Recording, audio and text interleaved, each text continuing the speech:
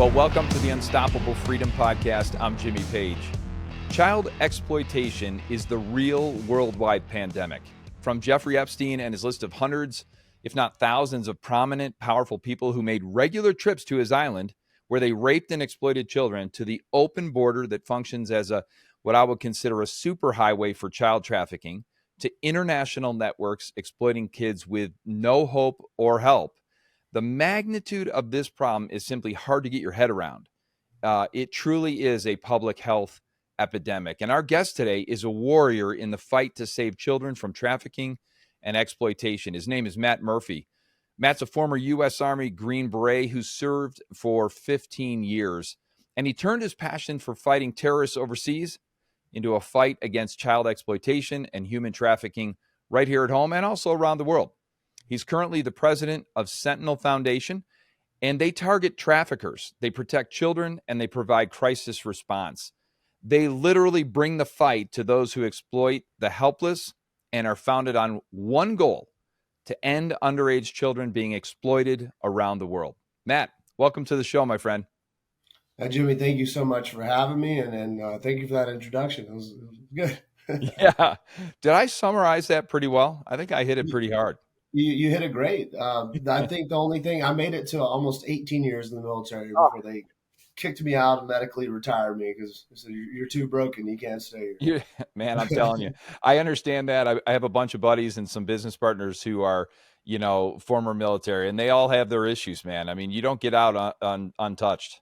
No, you don't. And the thing is you can have all the issues in the world. You just can't have one issue that's kind of what they deem detrimental, and that's when you're gone. And they got me good with vaccines, but that's a whole nother story. We'll touch on that before we end. Because a lot of what we've done, through the pandemic was, we talked about medical health freedom and how, Yes. How our government was using the what I would consider manufactured crisis to strip us of our God-given freedom. So we'll touch on that for sure, and I'm sure that'll get us limited on this podcast. But hey, thanks for serving, man. You've served at the highest level within our military. I mean, truly, Green Berets, Navy SEALs, and a handful of others. Navy SEALs get a lot of press. Green Berets don't seem to get a lot of press. Why is Green Beret? Why are you guys tougher than SEALs? I liked how you worded that. Well, I mean, the main difference in Green Berets and SEALs is our specialty on how we infiltrate and how we get into the combat zone. So obviously, Navy SEALs come off the boats, the submarines. That's their main thing, and water infiltrations. Green Berets are more land and air. We do sea. We have dive teams within within the unit, but there's I would say just a different philosophy. Navy SEALs are supposed to be a little more brute force or surgical, with how they interact traditionally. Now that all changed. Everybody just did the same stuff, Global War on Terror. And Green Berets are more of speak the language, jack of all trades, master of a few. And then we're unconventional warfare is our bread and butter. Linking up with the partner force, the team that America chooses they want to win in whatever country, and then building them up and going to war. Wow, that's cool. So, in other words, I mean, in some ways, you're more stealth. You're developing relationships overseas. You're kind of infiltrating communities. Yeah, that's cool. That's good. That's a good way to say it. That's our main mission. Yes. Yeah, that's cool. Well, thanks for serving, man. I really appreciate it. I really admire everybody that actually makes that sacrifice. And, there's a lot of people that talk about it. I remember after 9/11, this is a little interesting story. After 9/11, of course, a lot of people engaged and said, man, I'm going, people got torqued about how we could be attacked like that. And of course, there's a lot of information about 9/11 that kind of makes you scratch your head a little bit today. But I remember making calls at that point. I was in my early 30s. And I was making calls to see if there was a way that I could jump in and serve. And, in some ways you age out. If you're not in by a certain time, you kind of age out and it becomes more difficult to come in as an officer. But I really do admire what you guys are doing.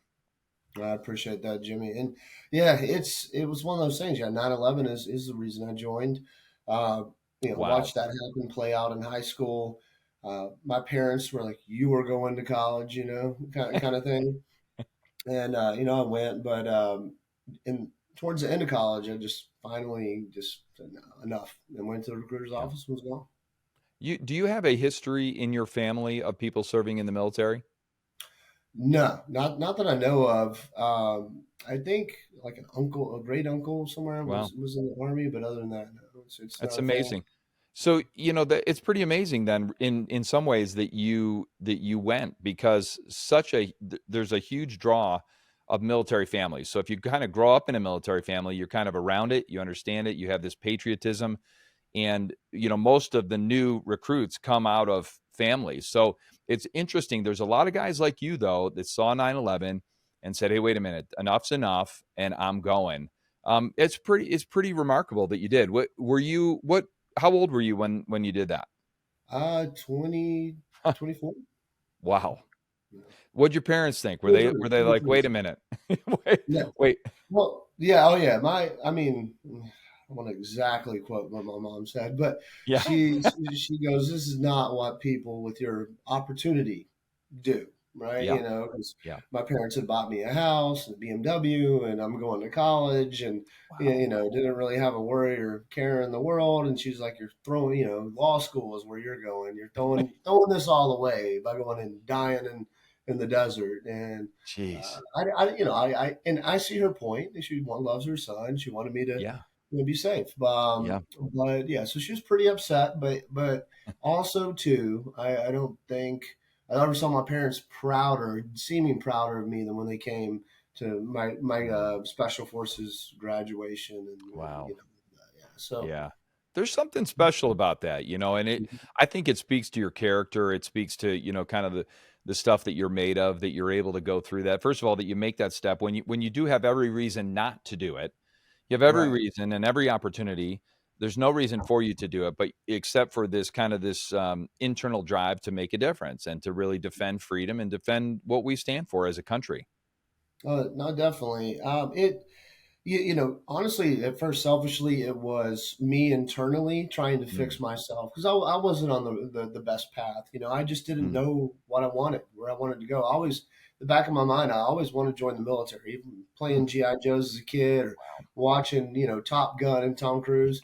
Just I always just wanted to. I like to fight, man. I really like to fight, and it just always saw myself there. And when we're not built to this, the way the system is set up now with high school and college and just Mm. turning us into NPCs or robots for some entity, right? You're not Yeah, taught to be an entrepreneur. You're not taught to right. think outside of the box. You're taught to learn some pointless thing to sit at a desk in Yeah. somebody else's company with college Yes. now. And I just did not like that. Mm. Um, I just felt like I wasn't complete. Like I needed to Yeah. go, even though the military is at the beginning the least free, I've Yeah. ever been. I wanted that opportunity to grow and build and see the world, and man, I got that and then some. So That's amazing. That's amazing. I love that. We'll touch on schools a little bit, especially as it relates to child grooming, mhm. exposing them to nonsense. I do want to get your insight on that because I know Yeah, it's right in the bullseye of what's happening now with what you're trying to do to stop child exploitation. So, this whole process, though, for you, this whole topic, the fact that you're involved in this, I mean, the fact that you're special forces, I think is a huge advantage, obviously, for what you're doing. But this is personal for you, isn't it? I mean, I've yeah. heard the story. You tell the story about your sister. Tell us a little bit about why this is so personal for you. Well, yeah, yeah, it's definitely it hit home. My sister again grew up in privilege, had every opportunity in the world. Upper middle class, Mm, nice neighborhood, good schools. Could have been and done anything, and right. drugs took hold of her. So Wow. she started pills. Uh, it was, I guess, when I was a kid, it was cool to smoke pot and drink beer and throw parties. Now it's kind of changed because culture's changed, and now Yep. kids are just doing all the hard drugs and Mm, staying in the home and all that. And she unfortunately grew up in that generation where it wow. was, pills and everything else was really, really popular. It still is. Mm, And that, the gateway drug to, everything else. So Yeah. Eventually, by the time she was 26, she had a child with somebody else in this, drug culture that Wow. was a loser. My parents had to get custody of the child, and she'd had multiple charges, felonies, just it screwed her life up. Because once you get on heroin and Yeah. fentanyl, you can't hold a job. Yeah. The drug controls your life. My parents had to get a restraining order on her just to keep her daughter safe. Wow. There's so many American families being torn apart right now by the heroin and fentanyl epidemics that are happening in this Mm. country. And pretty much everyone knows somebody, right, Yeah. that OD'd or died from it. It's killed more people than not. But in my Jeez. sister's situation, it wasn't just the drugs, right? Once Mm. you have nothing, the dealers a lot of times become traffickers, rapists and traffickers, because Wow. once you have nothing, the only thing you have left to sell is yourself, right? And Gosh. they take advantage of that. That's the gateway to this. So either you come from the drug culture and get pulled Mm. into it, or they get you on drugs to control you and pull you into it. Those are the two Wow. biggest techniques in trafficking. So she was picked up November 5th, 2019 by this Mm. guy in this world. He was a drug dealer. 30 minutes later, her cell phone never touched the tower again. And then almost 2 months later, Christmas Eve 2019, her body was found in a small river in North Jeez. Mississippi by hunters that were out for a Christmas Eve morning hunt. And, Gosh. um, So sorry. that's hell. Gosh. Hell to go through, man. And I know because of time, we get into everything, but what I found during that was that law enforcement, what in my opinion, wasn't doing their job Yeah. at the time, or just didn't care. Mm. What I've learned once the anger started to settle was that they didn't know what to do. They didn't have the right training. They didn't have the right technology. Right. There was so many crucial steps missed, in the beginning of that could have led to her being, found, be okay. Wow. Wow. The decomposition on her body did not match being in a river, being dead for that long. So there's a lot Man. of, we don't know, it's an open investigation. There's a lot of rumors about, we know she was trafficked before her death to get her fix. Mm. But, the rumors are she was trafficked out, after she was disappeared. And, Jeez. um, when she was found, a toxicology report showed lethal levels of multiple drugs in her body, Wow. which is usually one of the hot shot, one of the ways they Mm. get rid of you. If you're a druggie and you're found with a bunch of drugs in your system, the coroner's just like, Yep. OD, Yep. next.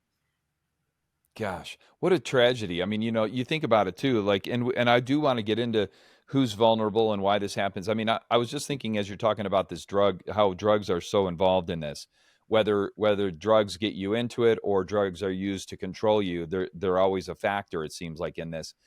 Yeah, We've got a massive problem coming across our border. We'll talk about that in some ways, yeah, but so much of that is the drugs. It's the fentanyl. It's the drugs. We have enough fentanyl in this country to kill every American 10 times over, and yes. and we don't even care about stopping this influx. Um, at what point, like, how bad could this problem get? Right, because we know this problem is an epidemic. It is a worldwide pandemic. How bad could it get because of the drug culture that's coming, because of the easy access to drugs? Well, I mean, man, that is a multi-level question, yeah, on this, because we're getting hit from so many different angles. It's, Yeah. on one hand, what people traditionally understand, I would assume, to be human trafficking is we have obviously open borders, a bunch of illegal immigrants, being allowed to enter the country right now. Most of these people don't speak our language. They don't have job skills. They're doing the lower level labor jobs. Mm, If they're even getting jobs, I think a lot of them are on some form of government assistance.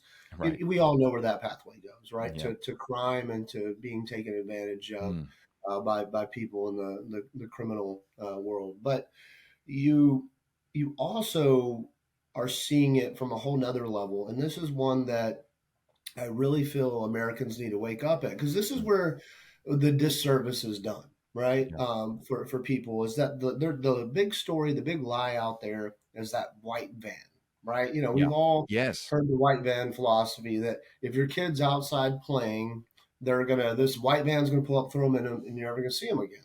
Yes. And has that happened? Have people kidnap kids? Mm. Yes, of course they do. But that is the extreme exception. That is not the norm.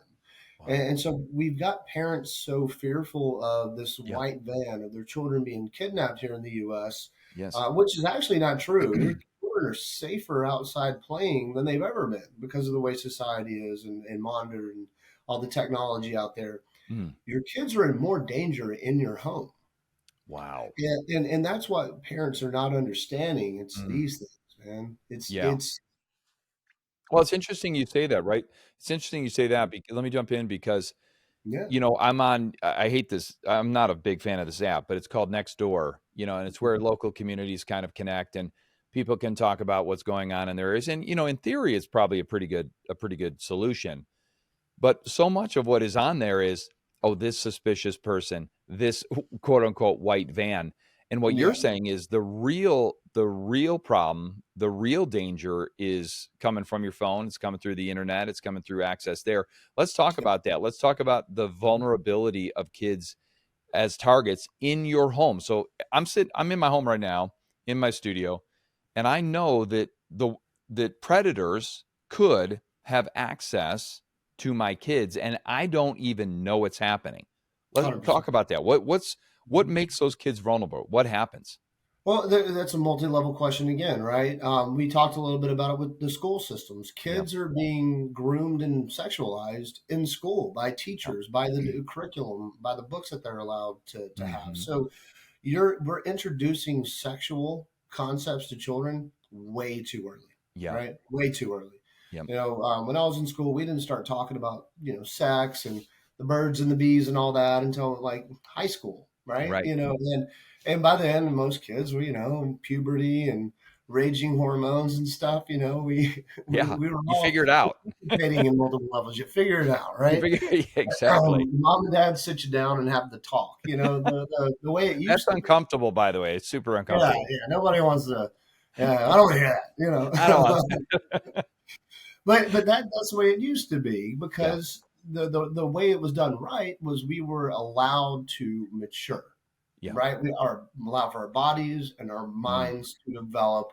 And once the hormones and the natural biological process started to take hold, then we were educated, Yeah. right? That was Yeah. and it wasn't always perfect, but it was Yeah. nothing is.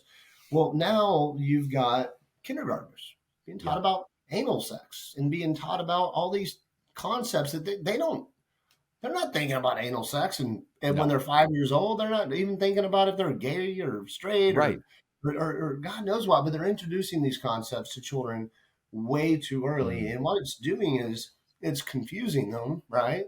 Yeah. And it's starting to get their mind before it's sexually and emotionally and Mm. mature to think about these topics. Well, what are Yeah. you doing? You're creating pretty much a hunting ground for Yeah. predators at that point. Because if I was 5, 6, 7, 8 years old and I'm on well, back in the day, say we had iPhones and iPads, and some guy Yeah. started talking about, hey man, let me send me pictures of your butthole, which is what they do.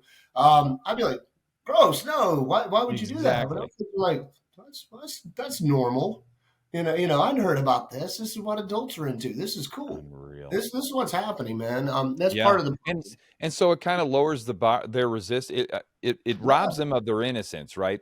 And I And think it's destroying our children. right. Uh, And part of that problem, of course, is that the schools, so they're, these people are in authority. So we've got teachers, we've got counselors, we've got others that are openly talking about these topics, which, by the way, I remember the day when if these conversations were happening between an adult and a child, that was actually a criminal activity. I yes. remember when, we had scandals in the Catholic Church, unfortunately, with the abuse of children. That was actually criminal. I believe that what we're doing, what we're exposing our kids to in schools, is criminal. It's Yeah. certainly immoral, but it's criminal. But the other thing too is they're having. Here we are in Colorado, right? I think you're in Tennessee. Are you in Tennessee? Yeah. Nashville. Yeah. So we're in Colorado, and in Colorado, it is legal for teachers, faculty, counselors to have secret conversations with your children once they reach the age of 12. They have secret conversations that they never have to disclose to the parents. And we do know what they're saying because these are all now becoming matter of public record. but they're destroying our kids. And Yeah. a lot of times parents don't even know about it.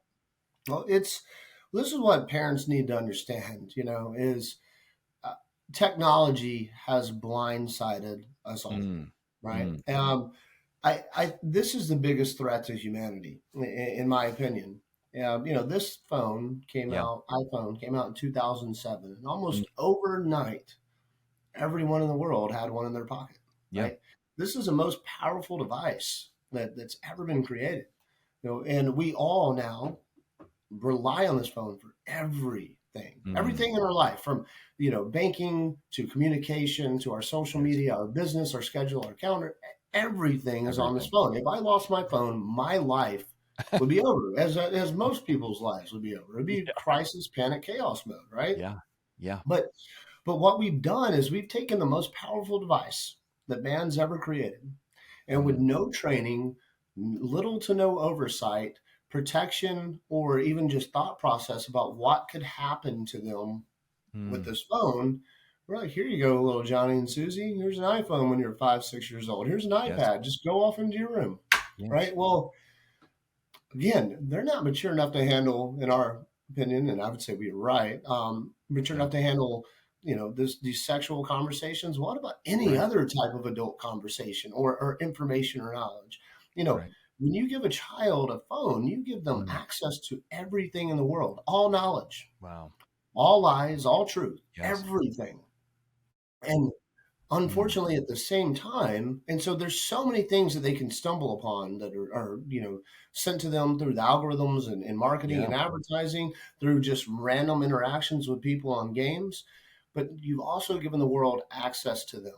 So you give Yeah. your children access to everything in the world, and you give everyone in the world a way to access them, right? Yeah. And it's Pandora's box Mm, on possibilities of problems, right? What we've seen, just simply because of social media and mm, technology, and the access that children have to it, we are headed into the largest public health crisis in human history. mm, Because you can see it.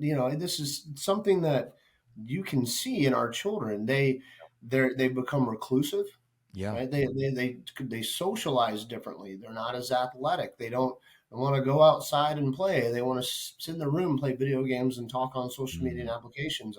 The average teenage girl spends 10 hours a day on social media. Oh my gosh. That's outrageous. It's a full-time plus job. Literally, it is their job, but it's the only way they communicate. So, Oh, I'm divorced, and I'm not trying to throw my oldest daughter under the bus. She's actually a great kid, mm. but I watched her get a phone at a young age. Actually, I got it for her. Like most parents, I didn't know Yeah. any better. Right. I didn't know any better. I Here's an iPhone when you're 10 years old. That's old enough. and Yeah. and I've seen the change. Her and her friends, they only communicate with each other, even when they're together, on the Yeah. phones. So what do you do? They're all Like, sitting on the phones. right, and so now like, the cat's out of the bag, right? I see Mhm. kids that are 3 years old with phones and iPads, Yeah. and so many parents just use these devices as babysitting mechanisms when they're really little, and yet they're still getting access, and they're also, social media and all these others are building a profile about who you are, and they're Mhm. like you said, through these algorithms, they're sending more and more content that we all would find so egregiously, unacceptable for our kids. How, as a parent, because this is a target, right? I mean, you've Mhm. kind of blown this up a bit, because it's not the white van that you have to worry So, about. It's the phone and the iPad and the technology that's in the hand of your kids. yeah, it's So, grooming and programming them. right, and now it's reinforced in our school systems a lot of time, which is brutal. Um, how what do we do? It's like, what do we do? Because do you take the phone? Do you cut off access? I mean, that's going to cause a brawl, I'm imagining. But how important Yeah. is it that we limit it? What do we do? Well, parents need to parent again. Yeah. Bottom line, right? The part of the problem why parents aren't, you know, stopping this is Mm, because the parents themselves have that same problem. there you go. They're on their phones all the time. Wow. This is the collision of technology and humanity. And Mm, no, when we were all blindsided by it, we don't really understand how much this is taking control. And a little bit of a tangent, wow. but I think this is important. Have you ever heard the term newspaper brain? No. So basically, newspaper brain was an old way of referencing the adult society, the Hmm. working man. The newspaper comes to the house every morning. It's left in the yard. Dad goes outside, gets the newspaper, drinks Yeah. his coffee, reads the newspaper, and now dad has newspaper brain. Everything that dad is concerned about, thinking about, all of the acceptable Wow. topics of conversation came from that newspaper. So no, dad can go out, hop on the, to his car, go to work, subway, and now he has tools in his tool bag to start conversations and things that gossip about with his friends, right? Wow. And newspaper brain, and then you get your brain reloaded the next day. Well, Jeez. now we have iPhone brain on crack. Oh. Where think about this: how many things have you thought about? And I know one of the guys who developed the technology for machine Hmm. learning to manipulate you in marketing and make you want things and buy things. How many things do you think about every day that are your own thoughts now? Mm. Wow. Think about Wow. No, what we're being run around by whatever's on our phone, whatever's on social media. you think you're in control because you choose who you follow. And no, mm-mm. Mm. I'm gonna wake you up to something. AI and algorithms are way smarter than you. And they know you and they know how to manipulate you because that's all artificial intelligence does is Wow. it's learning. Yeah.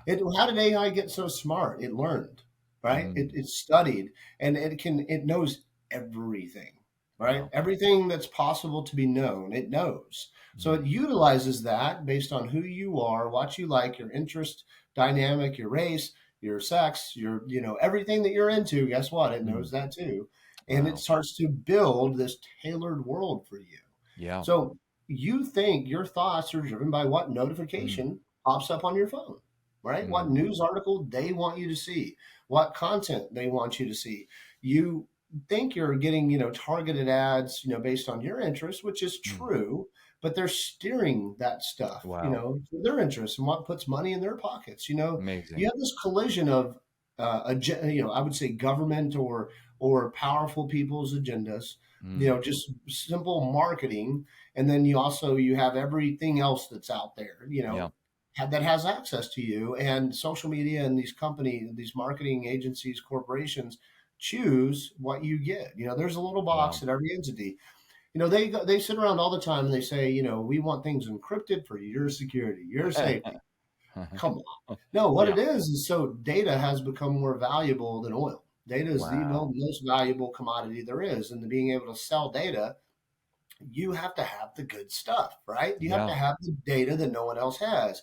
So there's a little Matt Murphy box at Facebook and then, well, I don't use Facebook Yes. anymore. It shadow banned me into non-existence. My grandma and my mom see my stuff, and Instagram and every other application I have on my Yeah. phone. There's a Matt Murphy Yes. box, and that Yeah. Matt Murphy box. The more data, the more unique things that they can Mm. find out about me allows them to sell that to marketing agencies and Wow. corporations and everything else. So I went on a little Mhm. tangent, but people need to No. understand that how much their life is controlled. You don't use Yeah. Google; Google uses you. Period. Wow. Now we're adults. Now this is another tangent I think is really important for parents to understand. Mm. If you're over 30, Mm. 35, you've had a classical education. When I did math in school, I had to Yeah. show my work, and I got Yeah. graded for my work just as much as I did the problem. Mm. Science used to actually be science. There was a hypothesis, and there was a scientific method process that you would have to go through to test the hypothesis and then become a factor of finding, right? Yeah. But then that factor of finding could constantly be challenged by finding out new things. Mm. And that was normal, right? That was accepted. Yeah. We were encouraged to challenge what we Yeah. were told, to That's think, right. to use logic. We had to debate. We couldn't just sit there and be like, I'm going to Google it. All Right. right. We had to Yeah. actually have the conversations with Yeah. people. And we had to know things. You actually We had had to to know know. things. But we had the capacity Yeah. to learn, to be human, right? This is Mhm. the most important part. Our brains as Mm. children were formed to think logically, to think critically, to Mm. research things, to look at problems. If I Mm. wanted to write a paper or learn something, I wasn't Googling stuff. I took my happy little ass down to the card catalog at the Yeah. school library and had to go find the book and then read it, or Right. read, at least read the part of the book that the information I wanted to know was in. And then Mm. I had to write my own research papers because I had Yeah. to think. I Yeah. had to say what Matt Murphy thought about what I just read. Yeah. Kids in that kids' days are having Chat GPT write their papers. So my Yeah. point Oh, yeah. is, we grew up Mm. with the ability to think logically, Hmm. to Challenge process things, information, to process. challenge. We Yeah. had a classical education. We're not Mm. NPCs. Yeah. Even still, think about how many adults just take the bait, Yeah. right? That's how powerful these things are. I mean, look at Yeah. what COVID did. COVID did this because of these. Yeah. COVID didn't do this because, Biden or the cronies or all the other people, were putting Dr. Fauci. We're probably going to get Yeah. this podcast deleted now. COVID was not successful in what it did because of Mm. what they said. It was because of this. It was the fear, Yeah. right? Yeah. Well, it's interesting too. So you're basically saying we're essentially being manipulated, whereas before I think we had built-in mechanisms to think critically, like you said, to really kind of question things, question Mhm. authority. Like I got to tell you, like my read step is to question everything coming out of the media. I question every the guy. Well, Well, I should qualify that. I don't trust anything coming out of the media. I don't trust no, anything coming out of our we're government. all owned by the same people. Yeah, exactly. But So, but that natural skepticism was learned and it was developed and it was good. In fact, our founding fathers, who have been demonized for their mistakes, but our founding father says you should have a high level of trust among one another, you, your neighbors, your inner circle, your church, the people that you know, and a high level of distrust for the government and anything else, any of that messaging that's coming from them. But today it's the exact opposite. It's the exact opposite. well, but we don't have classical education anymore. And here's what I mean: even with all of that necessary across the board, even in the Mm, public schools education for us, yeah. now we still look what's happening to adults and to Right. society. People are drones. They're Yeah. drones. Now imagine what happens to the Mm. development and the humanity and the brain of a child when you Yeah. hand them this. I Yeah. want parents to really think about this. You are destroying. I'm going to say that Mm. again. When you hand your child a phone, you're Mm. destroying their humanity. Wow. And people need to Wow. understand that. Yeah. They are then becoming drones, Mm. NPCs, because they no longer have to use their own brain. They're just fed Yeah. information all day Yeah. long. And they're never going to be able to think outside Mm. of what their brain develops as trust. Yeah. Yeah. So if they trust something, if they believe this to be true, then they're doing it. Like, so Yeah. here's another thing that is scary, and I'm going to try to talk Mm. about it like this. If you start to play this identity game, this identity crisis that we're having in America, this isn't natural human evolution. This is Mm. this is destruction. This is Yeah. Yeah. calculated destruction.